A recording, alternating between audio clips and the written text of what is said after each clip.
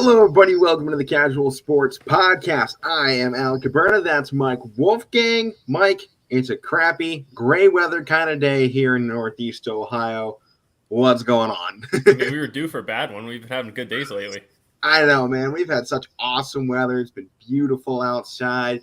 Baseball's been going, full speed ahead, and it's great weather to be calling it in. And of course, now we hit playoffs. Monday's games get canceled, some of them. Tuesday we get good weather, but fields are still a little soggy. And now Wednesday, it's been raining all day. Games are still on as far as I'm aware of. I haven't seen anything to tell me otherwise, and it looks like we're gonna get this stuff in tonight. I'll be over at Bob Scene Park. I got the sectional final between Waterloo and Ursuline, so that should be interesting. Waterloo took down Newton Falls, so congratulations to the Tigers on a phenomenal season, but it's come to an end. They had a Mangino Lazari top in the state in batting average this season. He was hitting it over 600, so congrats to him. And last night, I was down Bob Scene Park again. It was the game I was supposed to call on Monday. I had Cardinal Mooney, and they were taking on, as my brain is completely forgetting who they took on last night, Campbell Memorial. Thank you. Oh, there you go. Yeah, they were taking on Campbell last night. It was a very one-sided game. It was the best game that Cardinal Mooney has played all season long, and it did not matter what Campbell did in that game. Cardinal Mooney just had a perfect game, and that's just what you have to do in the playoffs. You have to play perfect, and if you get one of those games where you just have perfect execution, there is just nothing the opposing team can do. So Cardinal Mooney came away with the win 18-0 last night. They put 14 runs up in the second inning alone, so it was a huge day. And then they go into the third inning, and there was an inside-the-park home run from Jeff Brenner and a grand slam to make it 18-0 from Logan Boyd. It was a mega shot. This thing went over 400 feet. For those of you familiar with Bob Scene Park, we were on Scene 2 last night. He put this one down the right field line all the way over the fences, obviously, and it landed on Scene 3's dugout. Oh, it landed on the dugout. So if there wasn't a dugout there, it would have been fair in a different ballpark. He hit this ball so far. I wonder what the distance was on that. The longest hit ball in Bob Scene Park history, because this thing was gone. You got to see the distance on that. That's insane. I've been Scene Park. That's disgusting.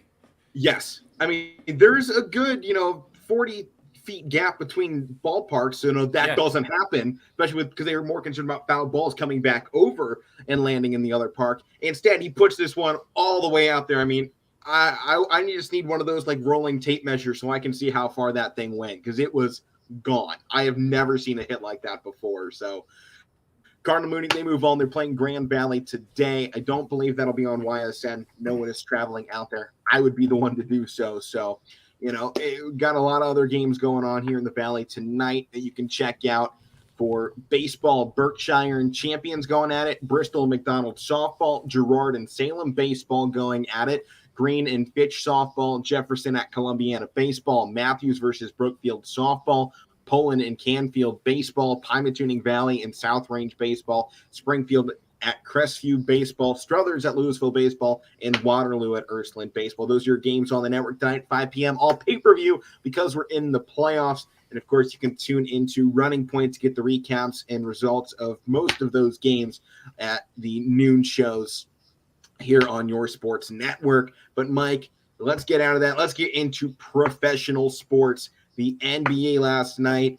Unfortunately, we didn't really get to see the full extent of what the Celtics and Heat game could have been due to a lot of injuries on the side of Boston, but they still stuck it in there. And if not for an absolutely terrible third quarter, the Boston Celtics would be up 1-0 in this series. They got blown away in this third quarter, 39-14 by the Heat. Yeah, I think it was the third, coming out of half, because especially to start the game, we'll cover the whole game here. To start the game, Miami came out very sluggish. I mean, they didn't play since last Thursday. They closed out the series with Philly. Boston played 2 games in that span, so they were more fresh. But you knew at some point Miami was going to wake up, and it took them to halftime to wake up. And they just came out in that third quarter, and they just turned it up defensively. And that's why this series is going to be so entertaining. First of all, because both teams are so good defensively. But it's just the chess math that's going to go on here because they are both so evenly matched defensively. And Miami just turned it up, and they came out and I mean, I look at Jason Tatum having 7 turnovers. He was due for somewhat of a bad game with 7 turnovers. That's and I don't know how many points it led to, but when you're giving Miami that many chances to capitalize on those mistakes, that was a big deciding factor in the game. Yeah, it was. I mean, and we were coming to this game. Matt and I were talking about it yesterday, Mike. You weren't on the show, but by the way, statistically, these two teams were so even coming into it. It was going to be. We knew it was going to be this close. And in all honesty, last night's game came down to the fact that Boston was injured. And I'm not making excuses for Boston. I'm not a fan there, but I think it's a real fact. Al Horford didn't play, and he's their lockdown guy defensively. I don't think that third quarter is as bad as it was if Al Horford's in that game. But I know I wasn't on the show yesterday, and I don't know if I said this the day before, but I did have Miami at 7 in this series. Okay, yeah, I took Boston. I think Matt took Miami. But yeah, I think even when getting Marcus Smart back, I think it seems like he's going to be coming back next game or so. They're kind of saying Al Horford, he might miss games 2 and 3, so that's a big loss there. But I think even with Marcus Smart coming back, that's going to, well, yeah, he's been a lockdown defender in the NBA for the last decade. I mean, in reality, when you talk about best defensive guards in the last 8 years at least, it has been Marcus Smart.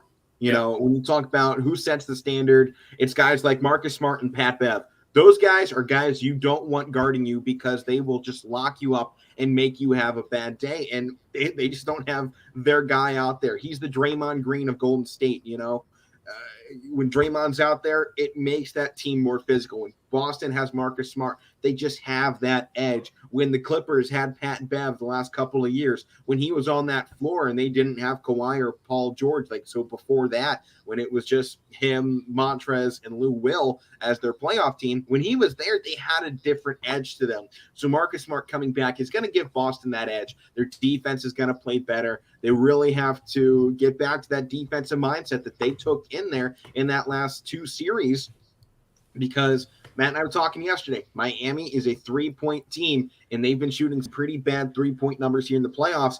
You have to be careful because at some point that is going to break. Miami last night shot nearly 50% as a team from the field. 39 out of 80 shots went in, so just one off from being 50%. That's because Smart's not there. Al Horford's not there. Those injuries are adding up. But I do want to give a shout out here again. Peyton Pritchard, man, off the bench. This guy is doing wonders for the Celtics here in the playoffs. His numbers alone are keeping this team where they are. He's one of those guys you came into the season, you didn't hear that name a lot, and he has made his mark on the Boston Celtics franchise this year. Yeah, and looking at their bench, they didn't go as deep. I mean, it's probably because they had 2 major injuries, and a lot of these guys haven't seen experience in the series. But three guys off the bench. I mean, he had most of the scoring, 18 points. Daniel Tice had the 8 points, so he had the bulk of the scoring off the bench. And I'm with you. I like what I've seen with him, but I think the main difference is, and again, I know it's because Boston's losing 2 of their main guys, but it's different with Miami compared to the last 2 series because you're playing a team that I know Brooklyn had Kevin Durant and Kyrie Irving, but they weren't meshing together well. They haven't played together all year too much. That was different, and they swept them. Milwaukee is better offensively, but I feel like sometimes it could be a grind with them because as much as Giannis dominates in the paint, they don't get as much perimeter scoring as Miami does. Miami's deep with that. You got a 20-point scorer coming off the bench in their 6th man of the year with Tyler Hero, and I feel like it's different. As much as Miami's a defensive-minded team, they're better offensively than some of these 2 teams that Boston's seen so far. And in reality, in this game as well, all the credit goes to Jimmy Butler. He had probably his best game in the playoffs so far. I mean, he dropped 41 points, had 9 rebounds and 5 assists. He played 41 minutes. You got to give a lot of credit to him being able to go that distance because I think, in my opinion at least, I've had a lot of question marks about Jimmy Butler. If he can be that guy that can go big in a game because he always kind of felt like the lead role player, but not necessarily the lead superstar, because we have never seen Jimmy Butler carry a team anywhere. And, he hasn't been that guy in his career to put that team on his back and lug them through a hard game. He's always there doing his job, and, he can put in big points and get big moments, but he's never really felt like that guy. And in this game, he was that guy. He proved a lot of people like me wrong that he can, in fact, go out there and put up those big numbers when you need him to. And if he continues to play like this the rest of the series, he's going to be nigh impossible to stop. So it's going to come down to Jason Tatum figuring out how to guard him. And I mean, we go back to that Milwaukee series for Boston, and Giannis did the same thing in those first two games. Or that first game, I think it was, Giannis went big. And second time around, Jason Tatum had him locked up. So I'm interested to see the adjustments at this point, because we saw what the game can be. We know Boston can dominate, and we saw that Miami Heat can dominate as well. So there was only one quarter in this entire game that Miami Heat played better, and that was the third quarter, and that decided it. So from here on out, if Boston can avoid that third quarter mishap, they can win this series. We saw that last night. So if things keep going out this way and they can figure out how to avoid a quarter like that, I mean, 14 points in a quarter is not going to happen too often. I mean, that's getting what, 1 point a minute almost. That's not going to happen in the NBA. So things are going to come around. I'm very interested to see how this will lead into game two and what those adjustments are going to be. Well, and Alec, we can even take this back to football season when we talk about this, and I've been this way, and you've often said it on the show. Third quarter is the most important quarter. Yep. And I've seen this. I've seen this. How many games this year just need time to get momentum? It just drives the rest of the game. It is. Whoever can set that pace, set the tempo for the second half, and can play their style in the second half, you're gonna find a way to win. And I mean, we've been talking about this since we started on YSN, and even before that when we were just doing this podcast elsewhere. Like, you have to take this third quarter, because if you can't win the third quarter, I can't trust you to win the fourth. I mean, I'm not even just saying, because everybody knows the third quarter is most important, but some people in hockey, kind of overlook it. Second period, though. Second period in hockey. Yeah, because there's three, but that's the main difference. And I'm not going to sit here and act like Boston played terrible offensively, because that was their worst quarter. But that was just a bad time to have it. That was just a bad time to have it. And I think if you're looking for improvements on offense, what did Jaylen Brown have last night? It was 24. He played 24 points is good. And 10 rebounds. He came out with a double-double. I mean, you're going to take that from Jaylen Brown. If he puts that up for the rest of the series, beautiful. Perfect. I don't know where his... But the one thing that's lacking in his game so far, and they even said it on the broadcast, I've noticed going back to this Milwaukee series, his free throw shooting's taken a little bit of step back. He was 6 of 10 last night. The Milwaukee series, he kind of had a step back, like I said. But if you make 4 of those, that's not going to win you the game, but at least makes it better. But yeah, they gotta that third period, or third quarter, 14 points. That's not gonna in a playoff game. That's not gonna get it done coming out of halftime against a team like Miami that makes adjustments.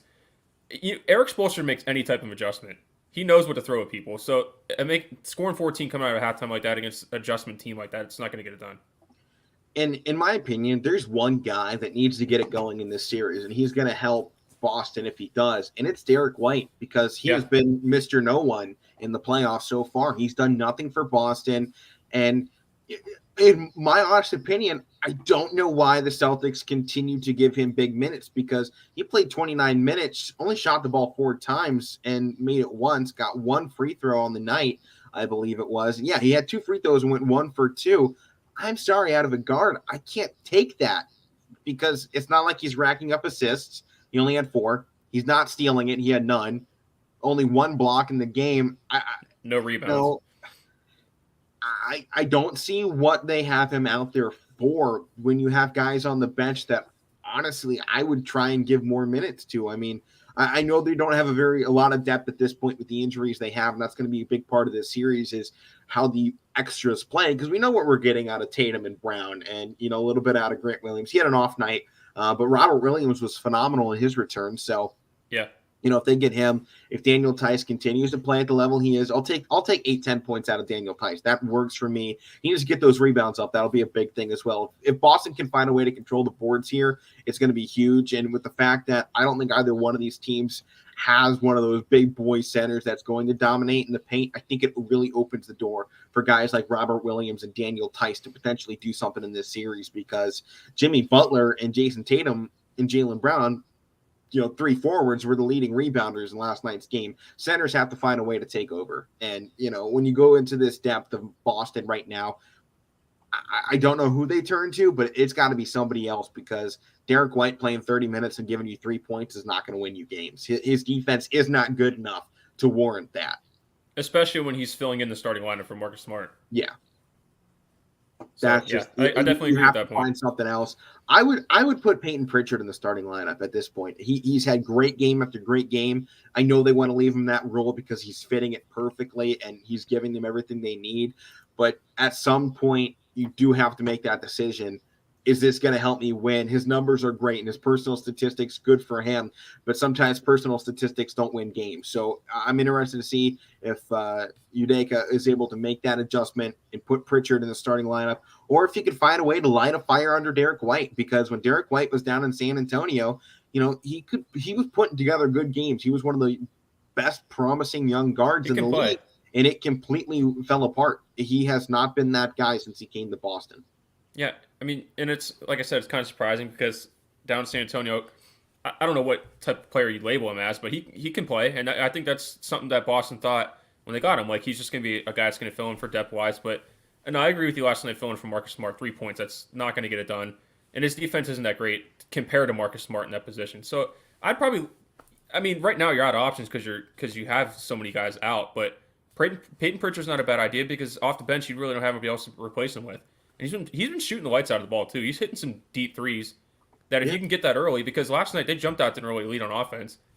It's just that third quarter killed them. But if they can get a little bit more extra offense to start the game out, they might win that game last night. If you put that offense out there and they get off to that lead, it can start out like 8-0 minimize what that third quarter does to your lead. Even if that third quarter goes exactly the same, if you get an extra 8 points in that first quarter alone, you then go into that final quarter. I mean, we're talking a game last night that finished with 11 points. If you can get an extra 8 of those early, then you're really looking at a 3-point game. So, having those points spread out in different places, it makes this game a lot closer down the final, and it opens that door potentially for a completely different ending to the game. So I agree. I mean, they need to find a way to get those points. And to me, it's just that third quarter. That third quarter in that game, that is the only part of this game we can look at for Boston and criticize. That is the only part, because other than that, it was a perfect game for them. They outscored Miami in 3 of the 4 quarters. So going into Thursday's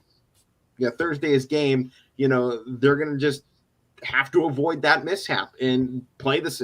They can play the exact same as they did in game 1, except they need to avoid that third quarter, and they will win this series. Well, my thing is definitely the third quarter, and my other takeaway is like I said, the turnovers. I think Tatum had 7. You don't want that out of your best player, and they had 16 as a team, which isn't terrible, but you can maybe lower that a little because Miami plays the passing lanes, and I think the adjustment Boston can make is making backdoor cuts, getting extra dribble handoffs and stuff like that. Because we saw Jimmy Butler had like 2 straight steals in a sequence there, so maybe taking care of the ball a little bit more, but definitely that third quarter, that's the big thing. Yeah, I mean, that's where a lot of those turnovers will come too. But let's go ahead and move into tonight's game, Mike. We got Dallas and Golden State. You and I have already gotten the yelling match about this one already.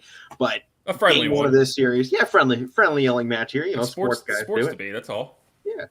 But, coming into this series, I mean, these two teams, this is what makes the playoffs, right? You got the underdog in Golden State, your experienced veterans. The underdog of Dallas and your experienced veterans on the side in Golden State.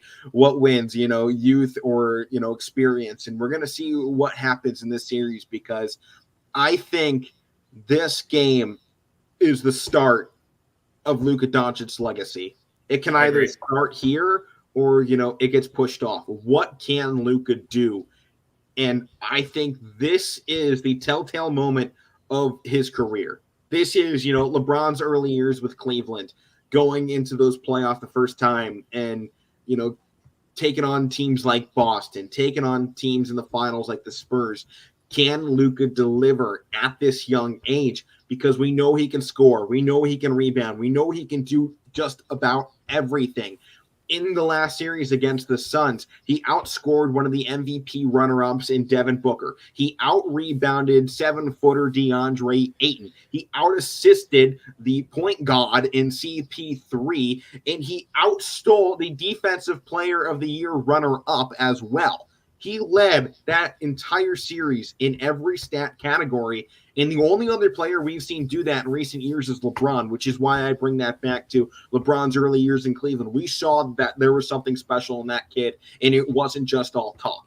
This is Luka's shining moment to finally put his official stamp on, I am not just your future star, I am your face of now, because we've kind of talked about this last year.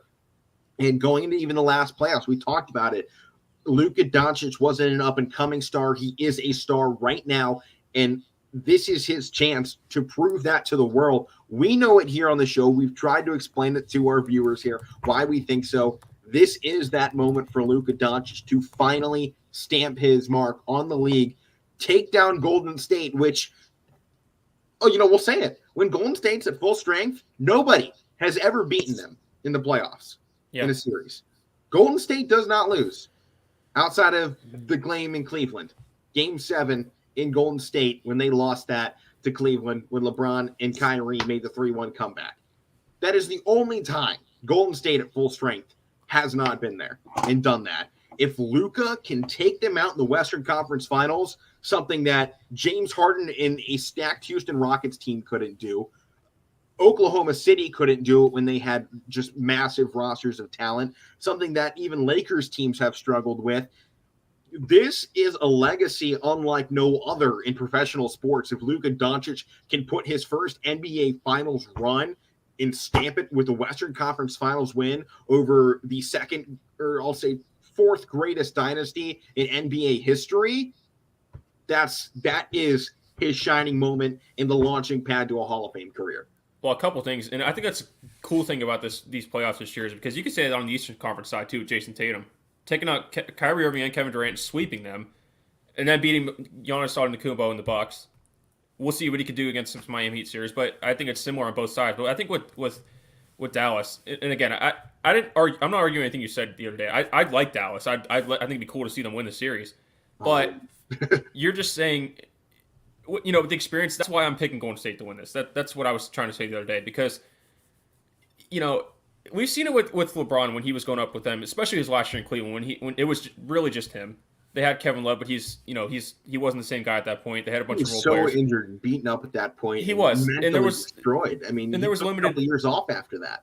Yeah, and there was limited stuff that he can do at that point. And there's, I think he's more of the player that he is now that he was then, but it wasn't good enough for that team. But when you're a guy like that going up against Steph Curry, Klay Thompson, Draymond Green, and I know the guys they have are different now, but just those three guys, they're gonna wear you out. And when it's just Luka Doncic, and I know guys have stepped up, especially in those last couple games in the Phoenix series, but you don't know who's gonna consistently step up.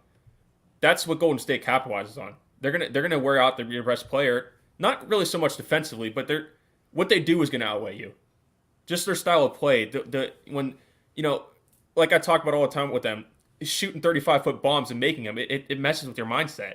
Yeah, it does. And I mean, I think as Cleveland fans, we got a big dose of what the best Golden State basketball can look like. And I think these teams they have now, outside of the Kevin Durant 2 years, probably the best they looked, actually, despite the fact that, they had a better record when they, were loaded up and before Kevin Durant. But I think their play style now is even more vicious, and it almost fits the modern day NBA better because they were at a point where no one was shooting the outside ball, even to the extent we are now in most games. They were really the only ones that went, we're going to open up the floor. We're going to completely space things out. We are going to change and revolutionize the game of basketball unlike no one has ever seen before. And they did it. And now they're still doing it in that exact same style. But now I think to a degree we didn't see before, they opened up the inside. They opened up the paint even more because it used to be Klay Thompson, Steph, 20,000 threes a game. And, we're going to let a little bit happen down underneath when they finally pull out and we'll go in.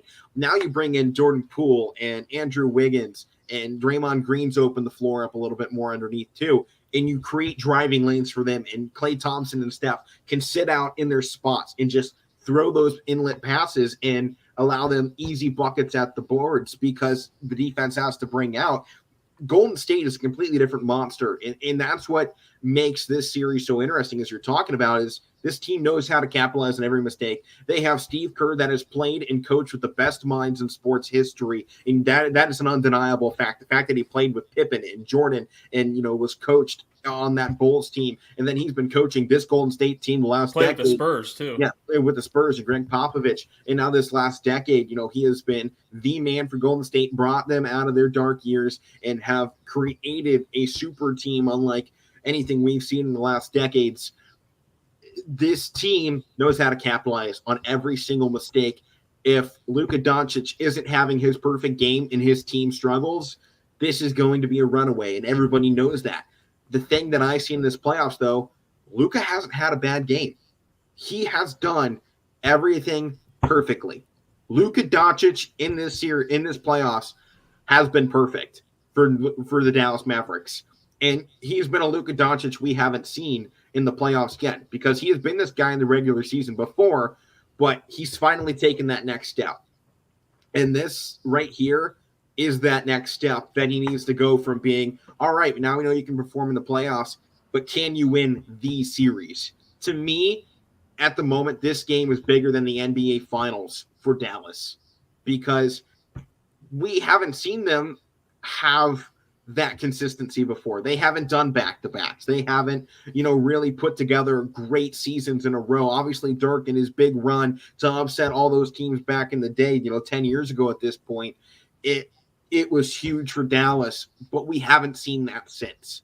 This here it's a whole different monster. Can Dallas finally break that seal that has been sealed tight for a decade now? And Luka Doncic, he's supposed to be this guy, and now he's going up against this Golden State team that, we saw it back in those late 10 years, that if you turn the ball over against this team, you will not win. And that remains the fact now. So Dallas has to minimize turnovers.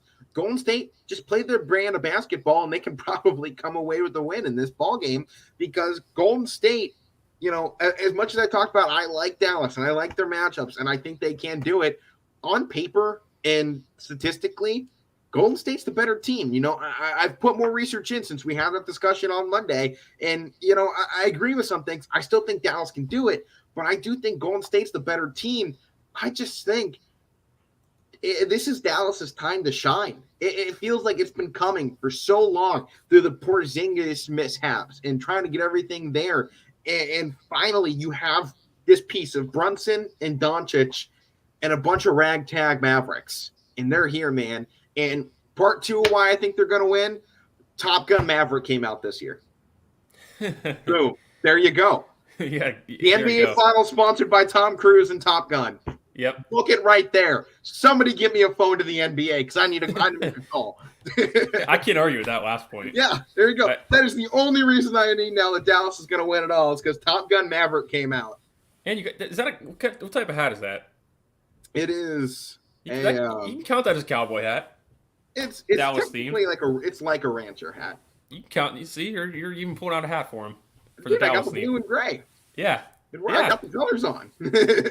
I didn't actually do this on purpose, but I'm glad that it got pointed out. Yeah, but no, to get serious again, I think that the biggest thing of this series that reminds me of in the past, in terms of Luka going up against Steph, Clay, and Draymond, it was when LeBron played them in the finals last time before he left. It's what it reminds me of, and it's nothing against Dallas, because, like I said, I think it'd be nice if they won the series, because I do like them, but it's just the fact that you don't know who's going to consistently step up around Luka. We know Luka's going to come out and ball. We know what he's going to do. He just did this. He's done it every game in this playoff so far. We know what we're going to get out of him. But when you're playing a team like that against a team like Dallas against a team like Golden State, your margin for error is going to be so small. We've seen this with LeBron that last year. Any type of turnover, you just talked about any type of turnover, Golden State loves to get out and run. They love to get out and run and get transition layups, shoot threes in transition. It's just the way that they play. They're going to force you to make mistakes. Maybe not so much Luka, but the guys around him. I mean, I've been talking about how great of a run it's been for Dallas and Boston, but I think maybe I've left out how great of a run this has been for Golden State. I mean, they started off with a 4-1 win over the MVP in the Denver Nuggets. Obviously, they weren't the best team, and Golden State was the favorite to win it, being the 3 seed over the 6. Then they go into another up-and-coming star in Ja Morant, who came, I believe, from the draft after Luka, and a Memphis team that was awesome this entire season and a potential favorite to win it coming into the postseason. And now they're coming up here against Dallas, who just pulled off the massive upset over Phoenix. And Golden State, yet again, looks like the favorite out of the 4 teams remaining, probably, to take home a title. So, I've left some credit off of Golden State. I'm giving it right back here. They are a team that should win this series, and I think that's where things get a little scary, is they should win it. And every time we say a team should win, and, it's clear cut, this is the team, this is how it's supposed to go, it doesn't always go that way. Phoenix should have swept New Orleans. Phoenix should have beat Dallas. Brooklyn probably should have beat Boston. With the team they have, they probably should have beat Boston. And, Milwaukee, defending champs, should have beat Boston. And we keep seeing this here in these playoffs that whenever we think something's clear cut and dry, it's gone the other way. I don't think we've had one series in the playoffs so far that you were like, yeah, that's exactly what I expected. Maybe outside of Miami, Atlanta, and Milwaukee, Chicago. I think everything else has given us a little bit of a surprise at some point. So as much as Golden State should run away with this game, they should take down Luka Doncic and the Mavericks. I like Dallas. And, I said it yesterday on the show. I said it the last 2 days on the show. When we go and pick Dallas, I'm taking Dallas in this game. And I think I was pretty bold on the show yesterday because I took Dallas at 5. I don't know why I did it, but I took Dallas at 5 because if Dallas can I don't think Dallas will win in a 7-game series. I think if this goes to 6, they won't win it. Golden State is too good in closeout games. If somehow they can find a way to make this thing a short series, that is Dallas's best hope. They get on top and they never let up. You have to win the first 2 road games to take down Golden State. And here's it's going to be a near impossible task to do. But this Dallas team has been doing the near impossible for a long time. Here's why I think, and I'm picking Golden State in 6. And I wouldn't even be surprised. I actually agree with you. I think they might win tonight. But we've seen this oftentimes. They might get a game, maybe this one tonight against Golden State to catch them off guard. But it's hard to do this consistently in a series. It is, and especially when I keep hitting the point where you're playing Steph Curry, Draymond Green, and Klay Thompson, and the other guys that they have behind them, the new fresh guys that they brought in over the last couple of years.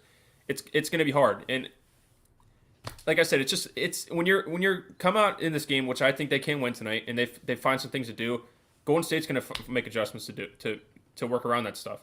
I do. They're going to make this series where they're going to make Luka. They're going to let Lucas do his thing, but make the other guys beat them. And I think that's the opposite of what Phoenix did in that series. They tried to just let Luka do his thing, or let other guys around and do his thing. I'm sorry, because they left guys wide open. They just didn't really have a huge game plan defensively. Golden State is experienced with this stuff. Yeah, I feel like the Suns just relied too much on their guys to be who they were, and it just didn't work. You needed a game plan against a guy like Luka, and that's where Golden State is going to be better. They're going to have a game plan. But that game plan didn't matter all throughout the regular season, Mike.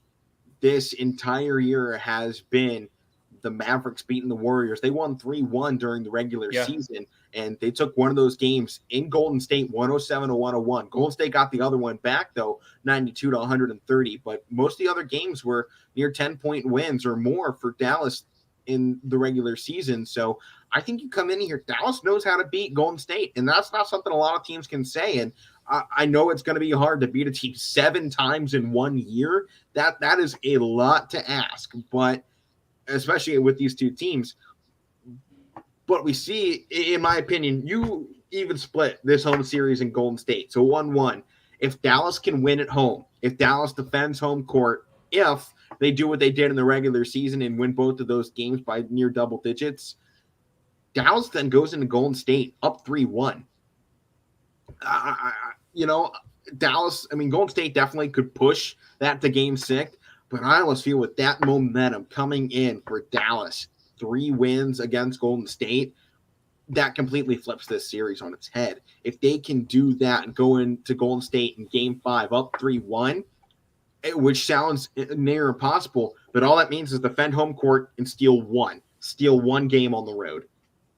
And it's hard to do, but Dallas has shown us they can do it. They won in Phoenix, which is something we didn't think someone was going to do this year, and they did it. So this is something we know Dallas can do. I think they're going to split these first 2 in Golden State. I think they're going to split the next 2 in Dallas. But I think after that, Golden State's going to close it out. I just think in a game, even if a game 6, I think it would be in Dallas. Again, I know the regular season record 3-1, but Golden State is just different in the playoffs. Yeah, they are. They're just dead. And I'm not disagreeing with anything you're saying. Everything you're picking Dallas. What 5 games you said? I agree with 5. Everything you're bringing up because if the series goes the way I think, 5 games is the way to do it. Yeah, and you're being bold with it, and you're backing it up, and I like that. And like I said, I'm not trying to take anything away from Dallas. Golden State is just different in the playoffs. And we, as Cavs fans, we've seen this constant. I'll put this on the side of Golden State. in basically every single statistical category and averages per game, Golden State is the better team. They are better in points, rebounds, assists, blocks, turnovers, field goal percentage, actually not 3-point percentage, which is surprising, but there's only a couple categories that this Dallas team is better in. And, they do have less turnovers. So, I mean, that does go back the other way. But one more thing, too. There's so many close statistics in these games that I think maybe the biggest thing we always take away from the playoffs, throw statistics out the window. Yeah. Who gives a crap? But one more thing. That's been the one thing. I mean, you go back, especially that bubble year when guys like T.J. Warren went off for 50 points in games, and you were like, what? Who? Yeah. What is Indiana doing over there? And, you had, what was it? Donovan Mitchell and Jamal Murray going 50 pieces against each other. We see in the playoffs all the time. You get those superheroes, somebody that steps up when nobody else is looking at them. And I think we've learned these last 3 years doing this show, throw statistics out the window. They do not matter a single bit in the playoffs because games are going to happen however they happen, and there ain't a damn thing anybody can say to change it. That's why, if you listen to anything I just said about Golden State, I didn't bring up one stat. Yeah. Because, and from a perspective of a Cavs fan, I've been guilty of this even before they had Kevin Durant and we were playing them in the finals, and we were playing them in the finals with Kevin Durant. It's just, as a fan, you always say, oh, we have a chance, we're going to do this, until you actually play them. Then, like I said, then they start demoralizing you, hitting 35-foot bombs, moving, making the right pass, cutting backdoor, setting off screen, so ball screens. They just play a great brand of, and they slipped up in that Memphis series. They had a game where they got destroyed, but you rarely ever see that from them. And I'm not counting on it to happen. I just still have an image in my head of Golden State in the finals. I know the way they play. I know the way they in a big game when it's a closeout game, they're going to do what they do. Well, we'll see if they can do what they do here tonight. I could be wrong. Take it out of what was that? I could be wrong. We're always wrong on the show, but that's just from this point. That's just what I have. Game 1 tonight. What do you got? You got Golden State. I think I'm going to give Game 1 to Dallas. I am. I'm taking Golden State to win in 6, but I got Dallas winning tonight. I'm taking Dallas in 5. I said that, but I got Golden State taking Game 1. I think they take Game 1, and I think they do it big, and I think they get cocky. And I know that's not something Golden State is guilty of, but I think in a series like this, it'll be very easy to because Golden State expects to win this. I think they're going up against a Dallas team that doesn't really have a superstar. This isn't a team that should beat Golden State. So I think Golden State comes out. They take Game 1 and they go, throw those regular season stats out the window. Throw that 3-1 record out the window from the regular season. We got this. We're Golden State. It's Steph Curry. It's Klay Thompson. It's Wiggins. It's Green. It's Poole. They're going to get this cockiness to them. It's Looney out there. And I think they're going to come in and in Game 2, Dallas is when they get 3 in a row. And I know it's going to be really hard to do, but I got Golden State taking Game 1 despite the fact. So we're going opposite on who's winning Game 1, and we have opposites on who's winning the series. So it should be fun tonight. But I got GSW taking it. Yeah, I got Dallas winning Game 1, and I think you often say when it's an underdog team, Game 1 is the one to get. I think that's the one they have to get tonight. I think they have the ability to do it tonight, but like I said, I got Golden State in 6. It should be interesting. I think this is a game in a series that I feel like you and I could just continue to go back and forth on. There's so many possibilities and ways to look at this. It really is. It's just NBA history, probably one of the greatest series to kind of dive into and look at it, all the different angles that this game and series could go. So it's definitely a fun one. And this series, it's just the fact that it's just, and again, I still have that thing in my head of playing them in the finals, even after the LeBron left and the Cavs stink. It's just, you got this thing in their head, even in big games. It's just like, you know what? Dang, they're really good. Even like they don't make mistakes. You still expected them to win. It's like they don't, not only that, they just don't make mistakes. Sometimes a team is expecting to win and they don't win. It's like you watch them and they're like, damn, they're really good. Yeah, they are. There's no denying that. But let's go ahead, moving on here into the NHL. We had a big comeback win last night. The Lightning score 4 over the Panthers, take it 4-1. Matt and I were talking on the show yesterday. I took Tampa to win this series. I think he did as well. And my whole thing is I'm done counting this team out. I'm done pushing this team aside. They're here. They're fighting. They had those bad matchups against Toronto. We've talked about it. They showed in Game 1 that this is a team that can three-peat. I've been sticking up for them all year. It was kind of weird in that Tampa series or Toronto series, like I was saying, it was a bad matchup. But I didn't really, my confidence didn't really waver with them because championship experience we talk about it all the time. I think a big difference last night. This, by the way, I don't know if you guys hit on this yesterday. This is a great goalie matchup in this series. Vasilevsky versus I can't say his last name, but Bobrovsky. Yeah, there it goes. You got to slow it down. But I think that was a big difference last night. And Vasilevsky had 34 shots against him. He gave 1 goal, so 33 shots. And I think Bobrovsky had 36. He gave the 4 goals to 32. Yeah. But that was a big difference, and I think that's going to outweigh itself because these are really good goalies coming into the series. But I keep talking about, I don't want to keep repeating myself with Tampa Bay, but I keep talking about that experience, and I think it's going to continue in this. Yeah, no, I mean, I completely agree. I mean, we've been talking about this even the playoffs. I picked Tampa to win that first round against Toronto. I kind of was slipping in the later half, and I'm like, man, Toronto went up. I think they might steal it.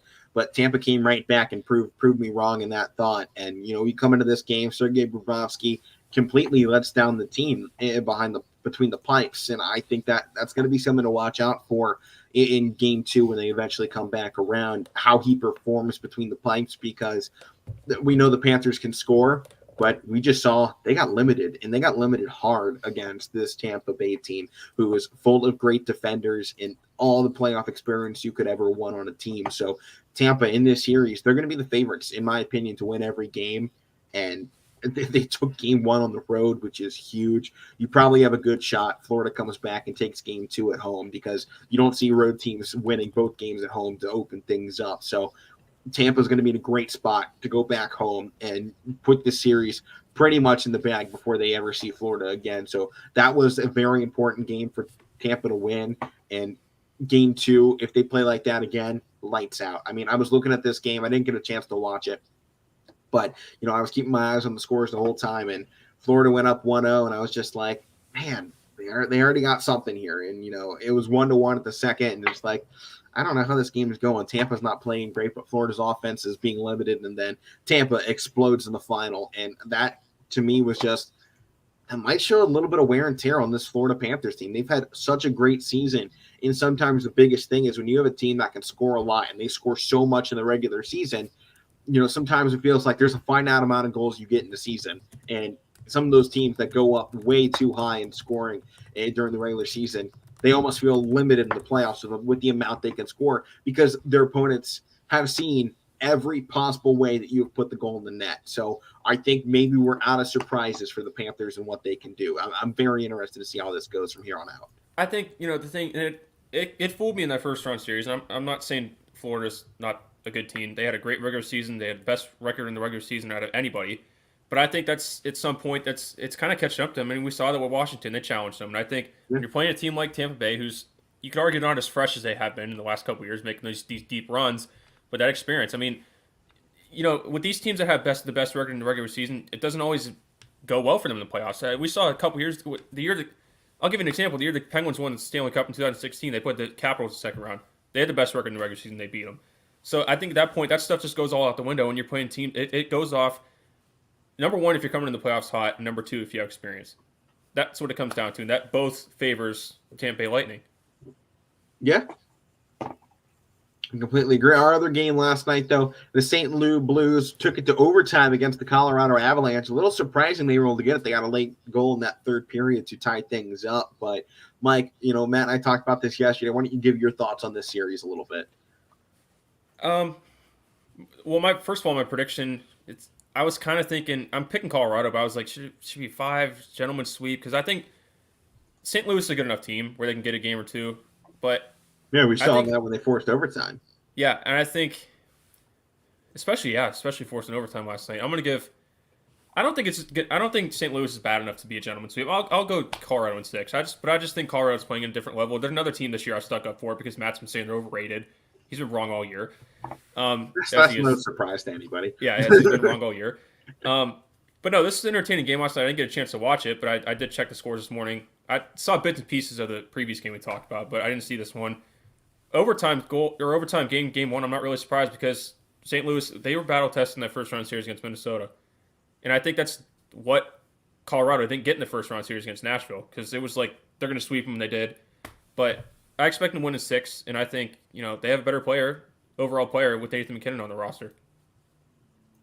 Well, Mike, maybe the biggest thing for me and why I don't think St. Louis can win this series, look at the goals, the shot attempts between the two teams. St. Louis had 25 shot attempts. Colorado had 54. Yeah. That is insane. Even, some triple overtime games don't get that many shot attempts. I mean, that number is just insane is all I can say, because you don't see that if you get that in this entire series, it is going to be near impossible to see that. And I'll take it back to that triple overtime game with the Penguins and the Rangers. That was the only time I think we've seen over that amount. They had Penguins had 83 shot attempts in that game. So yeah, you don't see this level of production in the playoffs like that.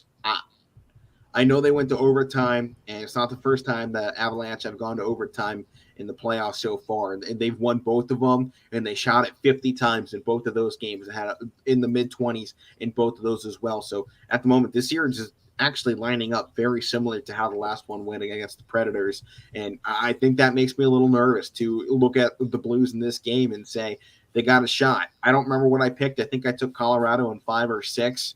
I'm going to stick to that here. I think they're probably the better team coming into it. So that's the way I'm going to go. But we got games coming up here tonight. Rangers and Carolina, game 1, 7 p.m. tonight. Mike, what's your thoughts on this game and the series? Well, both teams are coming off on a game 7, first of all, so rest is going to be pretty limited. Yeah, throw rest out the window. Throw all of that out the window right there. As far as the series, man, I don't know. I think this could potentially be another 7-gamer, I think. I don't know, because I feel like looking at the Rangers series against Pittsburgh is a little – it's hard to do, because I feel like Pittsburgh and New York, one, that's always a great battle, but I feel like New York tends to get the better of Pittsburgh a lot. They do. I mean, I know it's kind of what you guys have been talking about this season. It's, I hate taking New York teams because they always find a way to beat us. And so I have a little bit of, I'm a little reserved to go up and go, the Rangers are going to make this a series. It's going to be a big 7-game thing, because I don't know if that's going to happen. And I really like Carolina. I think that first round matchup against Boston was perfect. That is exactly what Carolina needed. They didn't need a 4-game sweep like Colorado did. They needed to get tested. We needed to see this team go up against a physical, great. Boston is a great team. You can't deny that. They are a wild card team. Yes, they probably shouldn't have been. They were really good this season. They have a lot of great players, and they have been one of the most physical teams in the NHL this season, and that is why they forced 7 games. I know the Rangers can be very physical as well, but I think coming into this, Carolina got a taste of what physical hockey is in the playoffs. I think they're going to be ready to go. I got Carolina taking this in 5 games. I go 4-1 for Carolina, and I give them game 1 tonight. I know I've been kind of the theme of my show today has been 6-game series. I think I'm going to give it another one here. Is Carolina in 6? 6 games just seems to be the way to go, because 4-2 is such a common finish. Well, first of all, it's again, other than Carolina or Colorado this year, it's hard to sweep anybody in the NHL playoffs. So that's why at minimum I go 5 games. But in this one I'm going to go 6, and I think Carolina, like you said, they got roughed up a little bit in that Boston series. We haven't had a 5-game series, by the way, so they've all been 6 or 7 or the 4. Yeah, but in terms of physicality, I'm excited for that part of it, because that was the thing going in the Pittsburgh series. I was like, they're going to out-rough Pittsburgh, and they sure did. They took some guys out, and I think that's Carolina kind of got that taste of it, like you said with Boston. I think it's going to be a fun series. Like I said, I'm going to go Carolina in 6, but it comes down to Carolina has Sebastian Aho. I don't really know. Like, the Rangers have a lot of good guys, but I don't know who their star is. Carolina's star is Sebastian Aho, and he's going to do his thing. And I think I'm going to pick him game 1 tonight, actually, Carolina. Yeah. All right. Well, the other game going on tonight, Edmonton in Calgary. This one I've got question marks on, because I'm no longer sold on this Calgary Flames team.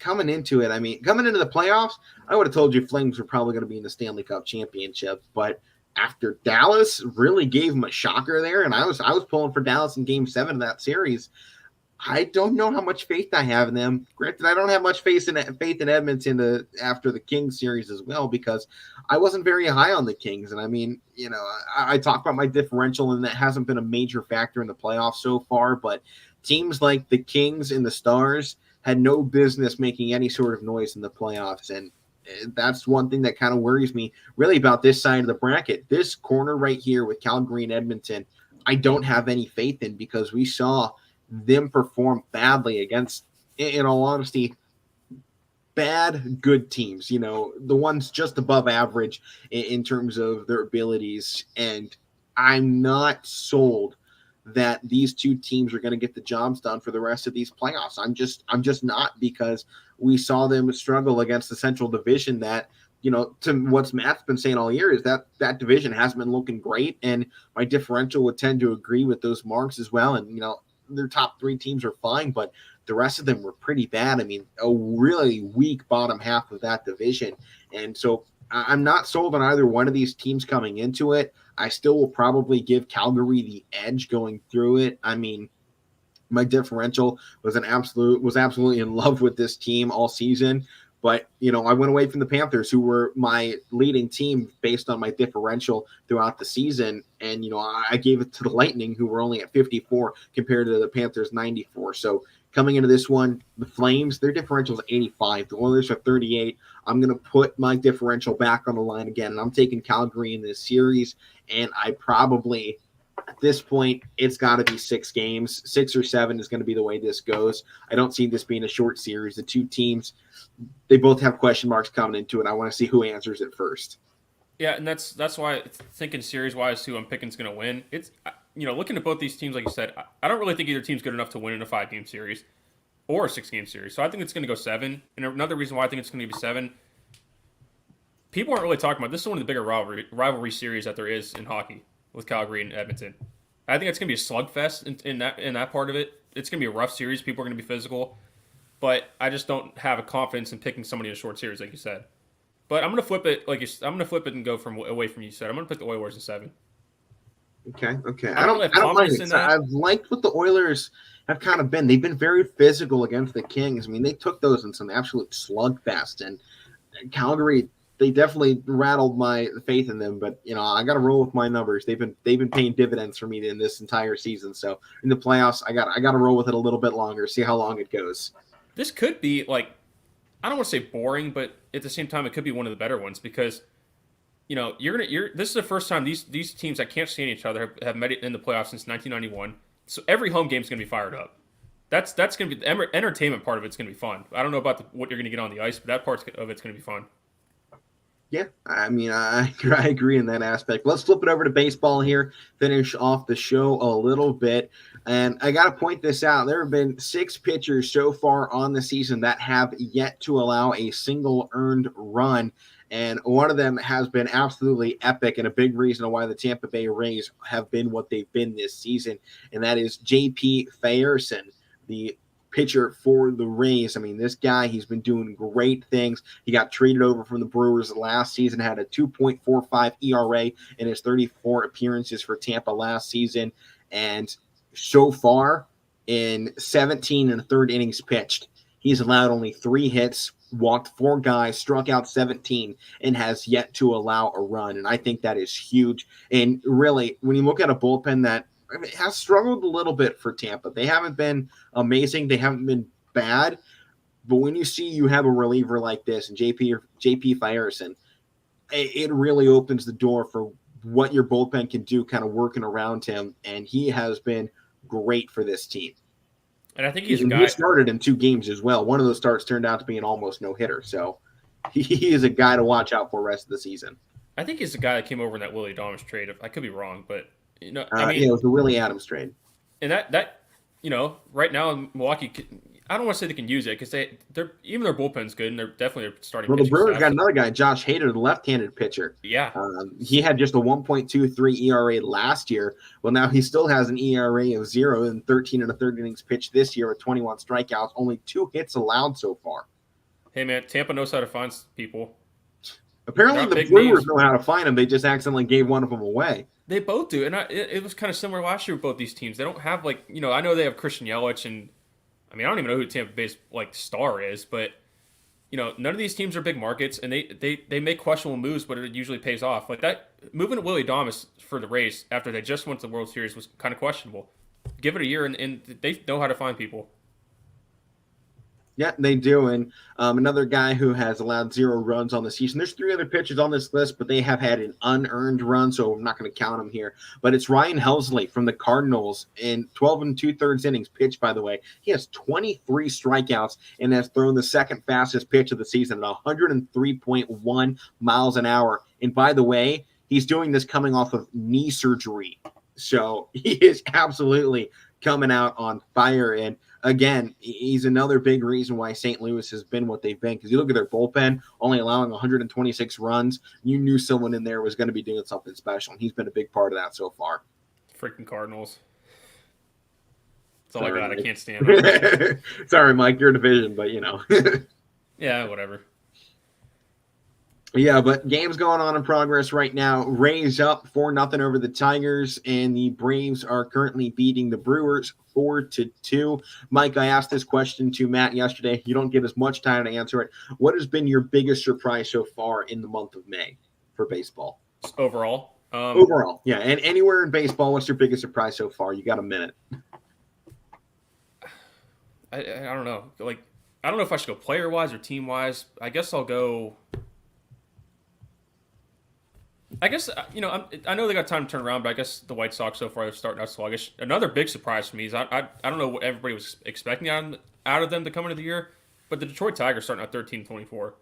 I didn't expect that.